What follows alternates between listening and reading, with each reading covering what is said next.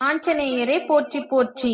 எனது அன்பு குழந்தையே, நீ விரும்பியதை நீயே வெறுக்கக்கூடிய அளவிலும், நீ வெறுத்ததை நீயே தேடி சென்று நேசிக்க கூடிய அளவிலும் வாழ்க்கை பல விதத்தில் பல விசித்திரங்களை நிகழ்த்தத்தான் செய்யும். அதுதான் நிதர்சனம். அத்தனையையும் ஏற்றுக்கொள்ள தயாராக இரு என் தங்கமே. நான் சொல்வதை முழுமையாக கேட்டு முடிக்கும் நொடியே நீ எதிர்பார்த்தது நிச்சயம் உன் கைகளில் கிடைக்கத்தான் போகிறது. ஏனெனில் உன் ஆஞ்சநேயர் நீ ஆசைப்பட்டதை ஒருபொழுதும் உனக்கு தராமல் இருக்கவும் மாட்டேன். நீ வேண்டாம் என்று சொல்வதை மீண்டும் உன் கையில் வந்து கொடுக்கவும் மாட்டேன். என்னதான் நீ எவ்வளவு பேருக்கு உதவி செய்ய நினைத்தாலும் எல்லோரும் நன்றி கெட்டவர்களாக இருக்கின்றார்களே என்று உன் மனதில் எழும் யோசனைகளையும் நான் பார்த்து கொண்டுதான் இருக்கிறேன் என் செல்லமே. வருத்தப்படாதே. மனிதர்களின் இயல்பான குணமே இதுதான். சூழ்நிலைக்கும் சந்தர்ப்பங்களுக்கும் ஏற்றவாறு எல்லோரும் அவரவர் குணத்தை மாற்றிக்கொண்டுதான் இருப்பார்கள். நடந்த விஷயங்களை பற்றி யோசிப்பதை விட்டுவிட்டு இனி நீ எப்படி நடந்து கொள்ள வேண்டும், இனி நீ எப்படி மனிதர்களை எதிர்கொள்ள வேண்டும் என்று யோசிக்க தெரிந்து கொண்டால் வாழ்வதற்கான வழியை கண்டுபிடித்து விடுவாய் என் செல்லமே. நீ பட்ட அவமானத்தை ஒருபொழுதும் அசிங்கம் என்று எண்ணாதே. இவர்கள் என்ன நினைப்பார்களோ இவர்கள் என்ன நினைப்பார்களோ என்று யாருடைய எண்ணத்திற்கும் நீ முக்கியத்துவம் கொடுக்கவும் வேண்டாம். ஏனெனில் நீ பட்ட அவமானமும் அசிங்கமும் கஷ்டங்களும் கவலைகளும் நிச்சயம் உன் வாழ்க்கையில் ஏதாவது ஒரு பாடத்தை கற்றுக் கொடுத்து விட்டதுதானே. அது கொடுத்த பாடத்தை எந்த விலை உயர்ந்த புத்தகத்தாலும் கற்றுக் கொடுக்க முடியாது.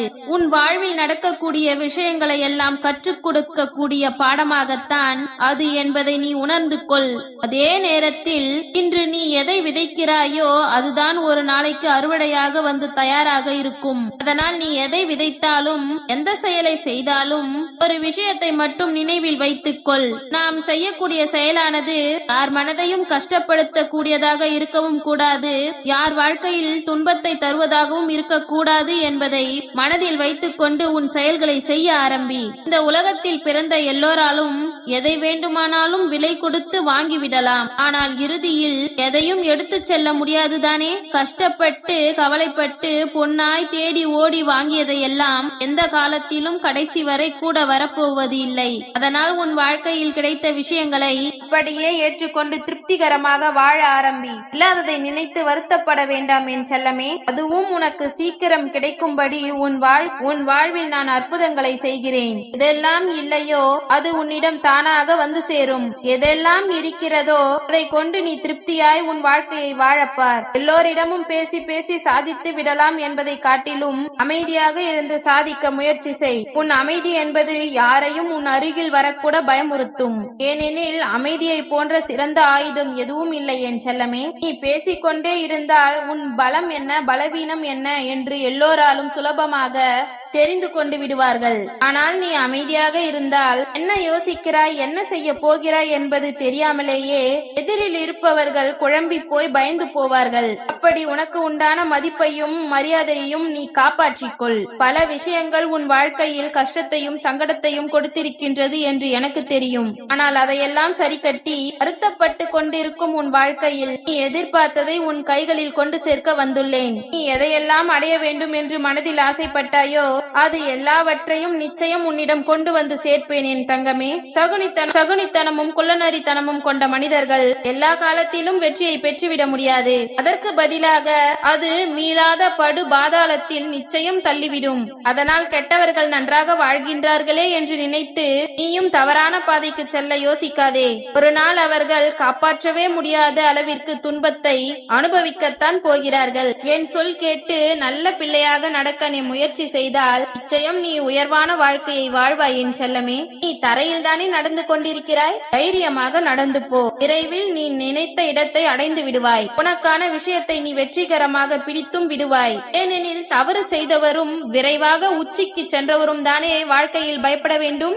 நீ நல்ல செயலை செய்து கொண்டு நேர்மையாக வாழ்ந்து கொண்டிருக்கிறாய். ஒருபொழுதும் நான் உனக்கு துன்பத்தை தரமாட்டேன். நீ இன்பத்தையே அனுபவித்து வாழக்கூடிய அளவிற்கு எல்லா விஷயங்களையும் உனக்கு பிடித்த மாதிரியே நான் செய்து கொடுக்க போகிறேன். நீ எதிர்பார்த்த ஆசைப்பட்ட விஷயங்கள் நிச்சயமாக உன்னிடம் வந்து சேரும். எப்பொழுது பார்த்தாலும் கவலைப்பட்டு கொண்டே இருக்கிறாயே, எப்பொழுது பார்த்தாலும் கவலைப்பட்டு கொண்டே இருக்கிறாயே. எனக்கு ஒரு உண்மையை சொல்லட்டுமா?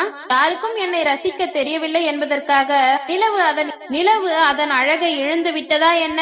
அது எப்பொழுது போல தன் வேலையை செய்து கொண்டும் சரியான நேரத்தில் வானில் வந்து கொண்டுதானே இருக்கிறது. அதுபோல உன்னுடைய அருமை பெருமை யாருக்கும் தெரியவில்லையே என்று நீ கவலைப்பட்டு சோர்ந்து மங்கி போக வேண்டாம். உனக்கான வாழ்க்கையை நீ கவனத்தோடு வாழ்ந்து கொண்டிருந்தால் ஒரு நாள் இல்லாவிட்டால் ஒரு நாள் அவர்கள் தானாக உன்னை பற்றி புரிந்து உன்னை தேடி வந்தே தீர்வார்கள். தாங்க முடியாத வலியும் வேதனையும் மனதிற்குள் இருந்தால் கண் கலங்கி அழுது விடலாம் என் செல்லமே. அதனால் எந்த தவறும் உனக்கு நிகழாது. ஆனால் அழுது கொண்டே இருப்பதுதான் தவறாகிவிடும். மனம் முழுக்க பாரத்தோடு இருந்தால் சில நிமிடம் கண்ணீர் விட்டு அழுதால் போதும். அது தானாக கரைந்து உருகி மனம் இலகுவாக மாறிவிடும். ஆனால் எப்பொழுது பார்த்தாலும் நீ கவலைகளையும் கஷ்டங்களையும் நினைத்து அழுது கொண்டே இருந்தால் அந்த கண்ணீர் என்பது மனதில் இருக்கும் தன்னம்பிக்கையை அழித்து கோழைத்தனமாக மாற்றிவிடும். அதனால் தான் சொல்கிறேன், கண்ணீர் விடுவது தவறு கிடையாது. ஆனால் எப்பொழுதும் உன் வாழ்க்கையை கண்ணீருடனே கழித்து விடலாம் என்று நினைக்காதே. தைரியமும் தன்னம்பிக்கையும் உனக்கு எப்பொழுதும் பக்க பலமாக தூண்களாக இருக்கும்படி பார்த்துக்கொள்.